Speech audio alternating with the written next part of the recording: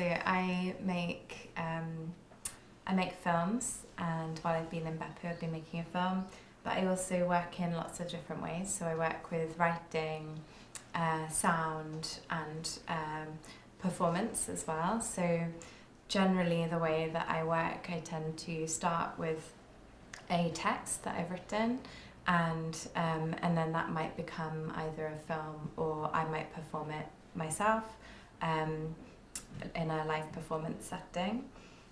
So this is an image of a solo exhibition in 2016 called Rhythms and Disturbances, and this was a 2-channel film installation, and I reformulated the script from the film and made it into a book, which is here, which has these inserts, and then I performed texts from the book as well. So I quite often enjoy working with the same material in different ways and with different medium. So with the installations, this was my first film installation, but I enjoy making environments which are very intimate. I took the script from the film and rewrote it in the form of a publication, which is this book, where it has inserts which come out. So I enjoy working with the same material in different ways, and I also think there's an interesting relationship with writing. It's different when you read something to when it's being spoken, or when you watch it on a film. The relationship with language is different. With my installations, when I exhibit films, I like to create intimate environments for the audience, and for the films tend to be quite intimate or personal and quite intense. So another film, this is a film I made in 2018 called Speakable Things.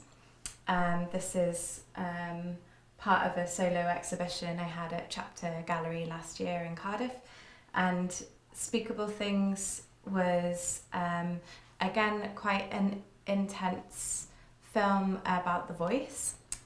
So I took the Greek mythological figure of Echo, and I took her story and I retold it in relation to contemporary figures. So Echo is a nymph who loses her voice, and I told the story in relation to perhaps women in pop music who had lost their voices either literally or figuratively, and I was interested in ways in which the voice breaks or is silent or somehow breaks down. So that's literally and also metaphorically. And also this was some filming in the Brecon Beacons in Wales, next to these quite close-up images of people, and I like to combine different footage from different times and places. And I was interested in the relationship between the voice and the landscape. This is a film installation that I made last year at Chapter Gallery in Cardiff, and this was a 3-channel surround sound installation. So the soundtrack was important because you could feel it. It was I wanted the experience of watching the film to be physical for the viewer, and this was the stories that I told in this film were based on a retelling of a short story by Mark Twain, where somebody has a song stuck in their head, a jingle stuck in their head, and it torments them. They can't get rid of it, and the only way to get rid of it is to pass it on to somebody else. And I was interested in this, the way that exterior things can affect your interior world, in this case music, but the narrative goes in different directions and tells different stories in relation to that theme. So there's a common thread in my work, even though I work in lots of different ways, in that I'm interested in narrative structures and the way that stories are told.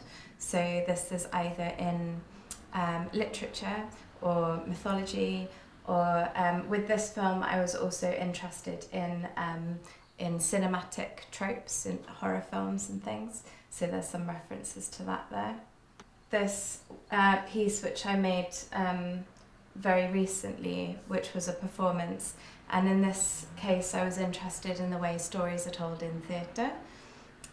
So I, because I was writing a lot, I was performing my texts a lot, and I was also becoming increasingly interested in this idea of being the work, always presenting my stories or other people's stories.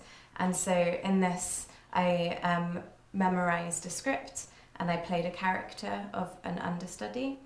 And I was interested in the understudy being somebody that always disappoints the audience, because the reason they're there is a substitute to the star. So this is that piece of work. And I've also recently begun working with sound. So I was making soundtracks for my films, and I decided with this piece, which was a solo exhibition in Birmingham, ASI Projects in Birmingham last year, that I wanted to remove my voice from the work, and I created a 4-channel soundscape made up from samples and recordings and fragments of different singers and singing groups. And I was interested in the relationship between a collective voice and an individual voice, so the solo and the chorus. And I worked with lots of different types of singers to create a sort of collage, like a sonic collage. We held an event where I invited 2 other artists to make sound pieces which responded to those themes, and we held a silent disco listening party in the space where everybody has headphones and you can change the channel to listen to what you want to listen to. And I liked this idea of people coming together collectively but having their own private experiences of the sound. So just to give you a sense, because the work that I've made in BEPPU is quite different in pace, and it feels much quieter and calmer than the work I was making before. So this is a minute from Speakable Things, which is the film about echo that I mentioned. The voice reveals the body. A voice that seems feminine, high-pitched and talkative, says you are loose-lipped. You have a lack of self-control, that most admirable, tolerable virtue. Sophrosyne, an ideal of excellence of character and soundness of mind, which, when combined in one well-balanced individual, leads to other qualities, such as temperance, moderation, prudence, and purity. It is the opposite of foolish pride or dangerous overconfidence. I have fantasies of filling a stage, of holding a crowd, of singing, of being able to sing, holding notes, expanding my voice, myself. Can you do that one more time? I have fantasies of filling a stage, of holding a crowd, of singing, of being able to sing, holding notes, expanding my voice, myself. Echo is talented. From a young age, she has been praised for her voice, which rattles across the octaves. When they're being polite about Echo, they might say something like, "She can be a bit intense."